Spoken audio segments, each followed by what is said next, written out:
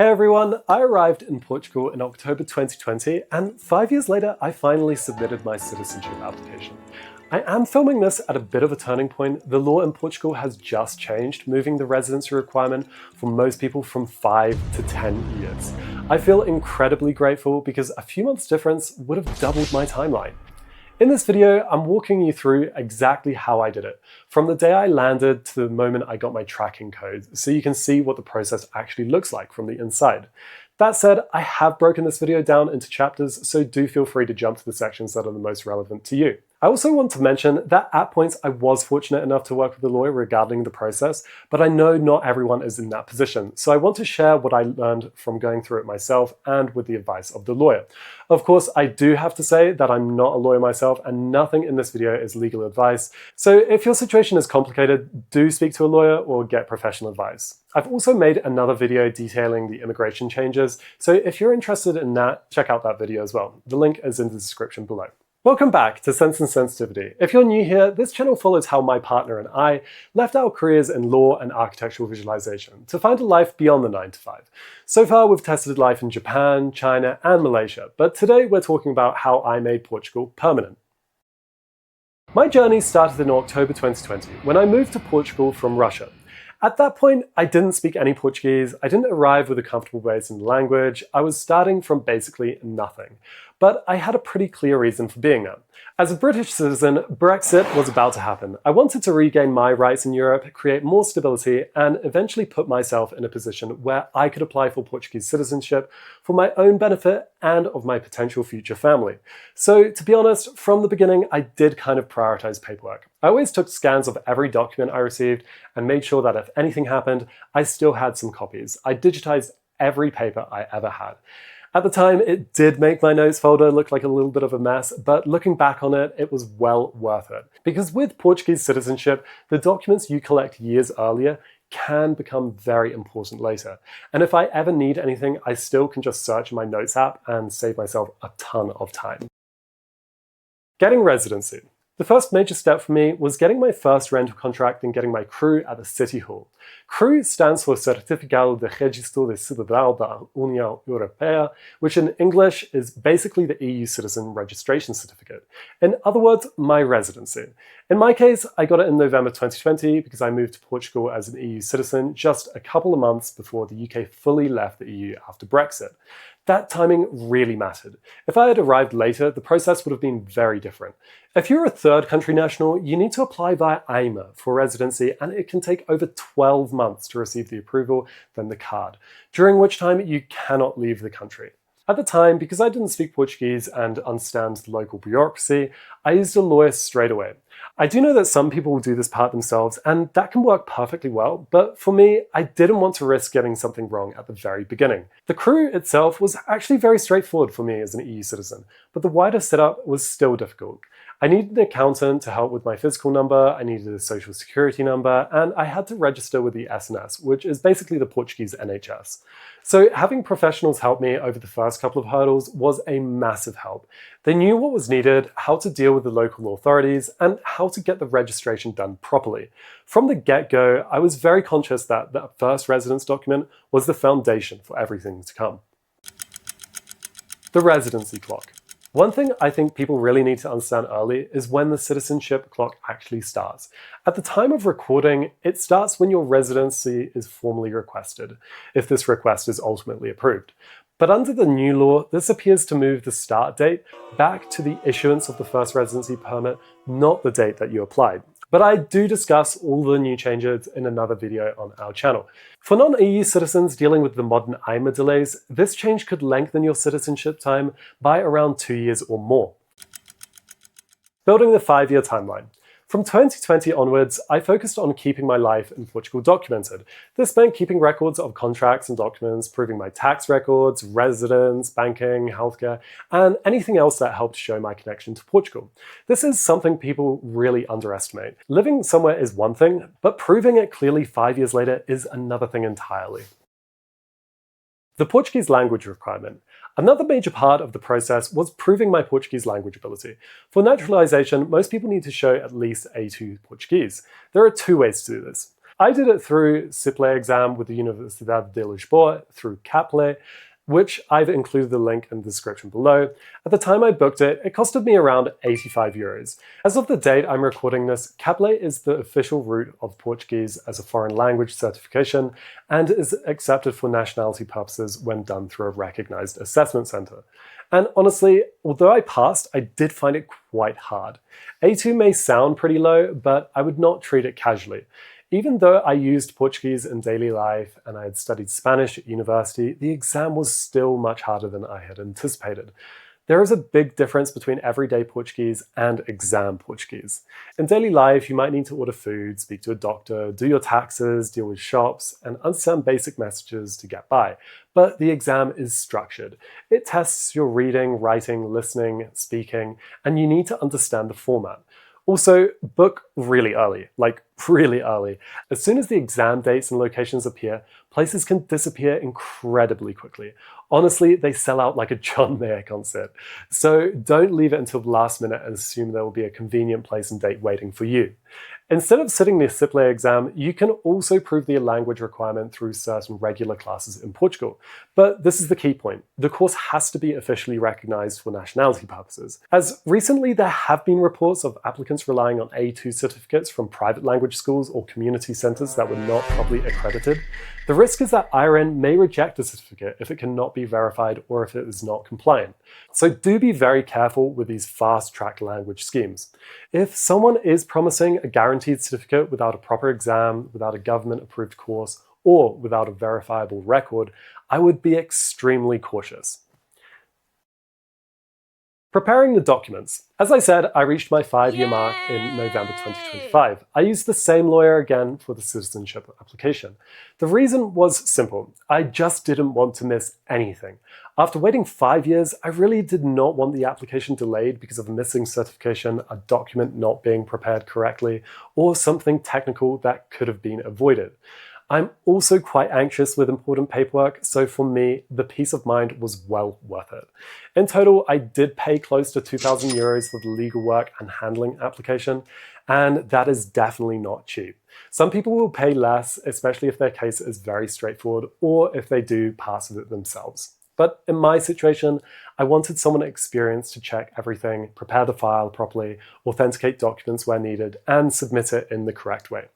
The main documents I had to prepare included my UK birth certificate, my UK criminal record certificate, my New Zealand criminal record certificate, my Portuguese language proof, my residence documents, and supporting evidence for my residency history in Portugal, and certified passport copies.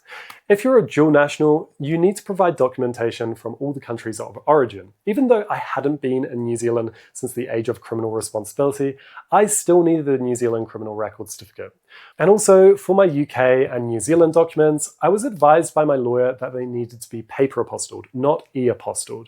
It was a bit more annoying because paper apostilles of course take more time, especially when sending it to the other side of the world. You have to think about international postage, processing delays, and delivery times. Another decision in my application was about translations. The standard rule is that foreign documents not written in Portuguese may need to be translated, but some registrars are stricter about this than others. In my case, my lawyer was very familiar with the IRN that I applied to and did say that I could submit my documents in their original English based on their experience with the IRN. So I did not translate them. That saved time and money, but it's not a universal rule. Some officers may accept English documents without translation in practice, while others may request official Portuguese translations. So if you're applying yourself, or if your lawyer recommends translations, definitely follow that advice. There are also several ways to apply for Portuguese citizenship. You can apply through post, you can apply in person at an IRN or civil registry office, or you can apply like me through a lawyer or solicitor who can submit the application digitally through the professional portal. One of the reasons that I also wanted to file with a lawyer from the beginning was that it would be digital. My understanding is that when a lawyer or solicitor submits through the digital portal, the application starts as a digital file. whereas if you apply in person, you're submitting a paper-based document with physical documents. With lawyer submissions, your documents can be authenticated and certified properly before submission. That apparently can make things easier for IRN later because the file is already prepared in a way which is more complete and easier to rely on. Also, if the digital file needs to be moved internally for processing, it seems logical that this would be easier than moving a physical paper file. I don't know exactly how IRN manages every internal transfer, so I don't want to claim too much, but from a practical point of view, digital from the beginning made a lot of sense to me. The downside is that receiving the tracking code can take quite a bit longer, and in my case, it did. The cost. If you apply without a lawyer, the standard government fee for an adult naturalization application is generally €250. But that is only the state application fee. It does not include things like criminal record certificates, apostils, postage, certified copies, translations if needed, travel to an IRN office, or professional advice. So even doing it yourself is not completely free. If you use a lawyer, obviously the cost can be much higher, and in my case, the full legal handling was close to $2,500 because I wanted everything to be checked and prepared properly. Was that the cheapest route? No, but for me, it was the route that gave me the most peace of mind, and it still does. Submitting my application. Like I mentioned, my citizenship application was submitted in November 2025. I've waited years. How many years? 27 anos e 3 meses. For me, that was a huge moment. It was the result of 5 years of living in Portugal, keeping documents, dealing with residents, paperwork, preparing the language proof, getting police certificates, sorting apostils, passport copies, and having everything checked. Once my lawyer submitted it digitally, the application was in. And then you enter a really long quiet period where you may not hear much at all. And that's normal. Super frustrating, but normal. Tracking the application. Though I submitted my application in November 2025, I did not receive my tracking code and process number until April 2026, which lets you access and follow the application online through the Portuguese Justice website. My process number ends in 26, which reflects the year it was indexed in the system. At first, that can feel a bit concerning. You might think, does that mean my case only started in 2026? But I checked with my lawyer, and what is important is still the submission date. If you apply in person at the IRN counter, many people say that they receive their process number and access code almost immediately, or within the days after. Currently, when I check the tracker, my case shows as just submitido, which basically means the application has just been submitted and is in their system. So yeah, waiting for my tracking code was really annoying and stressful, but it doesn't mean my application was pushed back by all those months. How long is the process, and what does it look like? Portuguese citizenship is notoriously slow. From what I've seen through lawyers, community groups, and other applicants, it is very normal for naturalization applications to take around 2 years or more. People talk about timelines in the range of 2 to 3 years, but this can vary a lot, and some cases can even take longer. Obviously, different routes can be handled differently. Someone applying through descent, marriage, or other nationality route will be very likely to be much faster by a matter of years. So how does the processing go? Once you receive your tracking number, you can use it to see the different stages of your nationality application on the Portuguese Justice website through the IRN Nationality Tracker. The stages you see are basically the standard progression of the IRN tracker. Submitido, submitted. This is where I am now. It means the application has been submitted, received, and given a process number, but it doesn't mean anyone's has been actually looked at. It just means it's in the system, and this can take around 6 months. Analysis. Under analysis. This is when IRN opens the file and starts checking the basic structure of the application. They look at whether the required documents were included, whether the data matches, and whether the application package is complete enough to move forward. This stage may take around 3 months. Aguarda resposta, awaiting response. At this point, the IRN may send digital inquiries to other authorities to verify different parts of the application. This could include AIMA, the judiciary police, and in some cases there may also be checks connected to foreign documents like criminal records or birth certificates. This stage can take around 8 to 12 months, but again, it really depends on the case and how quickly the other authorities respond. Para decisão. For decision. Once the responses come back and the file is complete, the application can move to a registrar or conservador for decision. At this point, they review the whole application and documents package. They then prepare the decision recommending approval or refusal. This stage can take around 2 to 4 months. Concluído, finished. This is the final stage. If everything is approved, IRN creates your Portuguese birth certificate, the Assento de Nascimento. I know this sounds weird, but that's just how it's done. Once that is completed, you are officially a Portuguese citizen. After that, you can apply for your Portuguese citizen card and then your Portuguese passport. And honestly, that part is going to feel really strange and really cool for me. As a UK and New Zealand citizen, I've never had an EU citizen card that lets me move around Europe without a passport. Of course, all these stages can be longer or shorter. Some files move faster, some sit for months, some may need extra documentation, and some get delayed because another authority has not replied yet. So to be honest, I would treat any timing estimation as a rough guide, not a given. One more thing to be aware of is because the process can take so long, by the time IRN actually look at your file, they may ask for a fresh criminal record certificate. That could mean getting new police certificates and having them apostilled again, and then of course sending them across the world or wherever you may come from. If that happens in my case, my lawyer will contact me. If you applied yourself, you might receive an email or even a letter in the post asking for updated documents. So do keep your contact details up to date and do not ignore official letters. So you may be asking, why does the process take so long? One reason people often mention is that the IRN is currently heavily overloaded. Another issue appears to be the relationship between IRN and AIMA. In residence-based nationality cases, IRN apparently receives very slow replies from AIMA for applicants' contagem do tempo, effectively their residence clock. Another reason could be that IRN are still working on Windows XP and have not updated to the latest software, which would cause their work to go a lot slower than necessary. That said, there are also signs that the system is being pushed towards digitalization. Portugal has expanded online nationality submissions, and the government has described the Digital Nationality Service as a way to submit requests and documents online, with online viewing of processing status. There also has been commentary about AI being used to improve public administration and reduce delays, although I would not expect this to fix everything overnight. So my view is yes, the system is super overloaded right now, but digitalization should hopefully improve things over time. The problem is that everyone applying now still has to deal with the over 500,000 pending application backlog that exists today.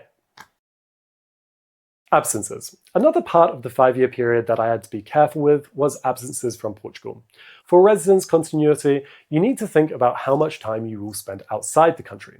For most holders of a temporary residence permit, you risk losing your residency if you are absent for 6 consecutive months in a single trip, or 8 total months spread across multiple trips within the entire validity period of your card. People also often talk about the 6-month rule more generally when discussing citizenship and residence continuity, although there can be exceptions in properly justified situations.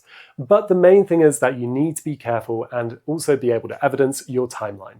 So do not rely on memory, and again, keep documents of everything. Keep your travel dates, keep boarding passes if you have them, keep emails, keep appointment records, keep anything that explains the timeline. Because if anyone ever asks a question later, you want to be able to show a clear and organized record, rather than trying to reconstruct everything years afterwards. Again, not legal advice, just my experience. Community groups and shared timelines. One thing that helped me understand the process better was hearing from other people. There are quite a few WhatsApp and Facebook groups where people do discuss the Portuguese nationality application, IRN offices, AIMA, tracking codes, and waiting times. I have shared some QR codes on screen for some of the groups or resources that may be helpful to you. Of course, though, you do need to be careful. People in groups are usually sharing personal experience and not legal advice. But these communities can still be really useful because you do start to see some patterns. You see which offices people are using, how long tracking codes are taking, what stage applications are stuck at, and whether people are being asked for extra documents. I've also created a subreddit called Portuguese Naturalization for people to share non-personal information about their citizenship timelines. I created it because the information is everywhere. WhatsApp groups, Facebook groups, Reddit comments, lawyer updates, random posts, and personal conversations. When you're in the thick of it, it can feel pretty stressful not knowing what is happening or what a normal timeline even looks like. The idea is not to post private documents or personal details. It's more for things like where's the application being processed, when it was submitted, when the tracking code arrived, what stage it is at, how long each step took. I also set it up in a way that should make it easier for people to search, compare, or even use AI tools to understand patterns in the process without needing to scrape personal information from private groups. So if you are interested, feel free to check it out. Hopefully that helps everyone understand what is normal and what might be unusually delayed. Rupert's top tips. Here are my main tips for anyone thinking about applying. Tip 1. Start earlier than you think you need to. Documents take time, police certificates take time, apostils take time, and language exams take time, even to book. And if something goes wrong, you want enough time to fix it before your planned submission date. Tip 2. Book the language exam early and check dates as soon as they open. The CIPLE exam places can sell out extremely quickly. As soon as the exam dates and locations are released, do check them. If you leave it too late, you might find that the nearest centre is full, the best dates are gone, or you have to wait much longer than expected. That can delay your whole citizenship application. Tip 3. Take the Portuguese language requirements seriously. Whether you do the CIPLE exam or a government-approved course, make sure it is genuinely accepted for citizenship. Do not rely on random private certificates unless you are absolutely sure it is valid, verifiable, and recognized. Because a cheap or fast certificate that is not accepted could cause serious problems. Tip 4. Check whether you need paper apostils. In my case, my UK and New Zealand documents both needed paper apostils. My lawyer specifically told me not to rely on e-apostils. That may or may not be the same for everyone, but it is definitely something to check as they seem to be working on making everything more digital. Tip 5. Ask about translations early. My lawyer did say that I could submit my documents in English, and that worked for my strategy. But some people translate everything, and some officers or lawyers may prefer that. So don't leave the translation question until the last minute. Tip 6. Think carefully about where you apply. This is something people talk about a lot in WhatsApp groups or Facebook groups and on Reddit, and also other community spaces. Apparently applying through a less busy IRN office may sometimes be faster than applying through a very overloaded office in a major city, and it makes sense. People often mention places outside the biggest centres, like Vila Nova de Gaia, Braga, Guimarães, or other less overwhelmed registry offices. I want to be clear though, this is not guaranteed, it is not official advice, it is based on community reports and people sharing timelines. But if you are applying in person, it may be worth researching which IRN offices seem to be moving more quickly than other ones at the time of your application. Tip number 7. Understand the trade-off between in-person and lawyer submission. Applying in person may get you a process number faster. Applying through a lawyer means the file can be submitted digitally with documents checked and authenticated beforehand. There are advantages to both. For me, the lawyer route made sense because I wanted certainty and a properly prepared digital package. Tip number 8. Consider a lawyer if your case is complicated or if you're anxious about mistakes, like me. This is not saying that everyone needs a lawyer. Plenty of people apply by post or in person without one. I wanted someone to check the documents, authenticate what needed authenticating, and make sure the submission was done properly. I also wanted the application submitted digitally from the beginning. I do know, though, that over 2k euros is a lot of money, but the lawyer did help me with document review, certification, strategy, and submission. And they're always there if I need to ask them any questions. They also advise me on things like paper apostils, English language documents, passport copies, and how to prepare the file. For me, peace of mind matters a lot. I wanted the application to be as clean and complete as possible when it entered the system. And knowing that I did it with a lawyer, considering that I'm going to be in the process for years, it does make me feel a lot calmer. Tip number 9, keep copies of everything. Every document, every certificate, every email, every submission confirmation, every travel record. Do not assume that you will be able to find things later. Tip number 10, keep your ties to Portugal active. Continue doing things like your tax filings, paying social security if it applies to you, keeping your physical situation organized, and keep records of your address, banking, healthcare, rental agreements, and any other links to the country. Even after you submit, it is better to keep your Portuguese life clean and documented while the application is pending, even if that means renewing your residency after leaving. Tip number 11, use community groups, but don't rely on them completely. Groups are great for seeing patterns and hearing real-life experiences, but they are not a substitute for legal advice. Use them as a source for practical insight, but not as the final authority. Tip number 12, if you are eligible, at least apply for PR. With the law changing, to secure at least some of your rights, it may be a good idea to apply for PR if you meet the 5-year requirement. So what happens now? When will I receive my result? Now I am in for the long wait. At this stage, my job is basically to keep my records organized, keep my contact details updated, respond quickly if anything is requested, and continue maintaining my ties to Portugal whilst the application is pending. Based on the current estimated timelines, I will likely receive a result before the end of 2027 or in early 2028. I have included a few useful links in the description for anyone who wants to check the process directly. The first is the Portuguese Justice page for the requirements of naturalization. This is the official page explaining the conditions, documents, where to apply, and the government fee. And it should all be updated because it is the Portuguese government website. The second is the CIPLE website, which is where you can check Portuguese language exam information and book recognized Portuguese language exams, including the CIPLE. I've also included any community groups or subreddit links separately, but I'd always recommend checking the official government pages first. Final thoughts.